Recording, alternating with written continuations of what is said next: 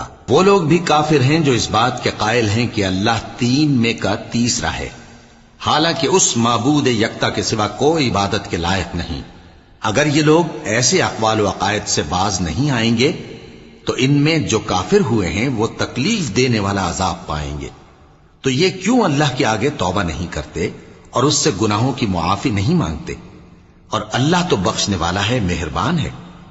مسیح ابن مریم تو ایک پیغمبر ہی تھے، ان سے پہلے بھی بہت سے رسول گزر چکے تھے، اور ان کی والدہ مریم اللہ کی ولی اور سچی فرما بردار تھیں۔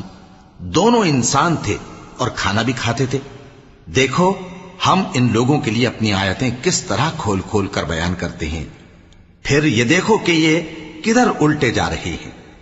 کہو کہ تم اللہ کے سوا ایسی چیز کی کیوں پرستش کرتے ہو جس کو تمہارے نفع اور نقصان کا کچھ بھی اختیار نہیں، اور اللہ ہی سب کچھ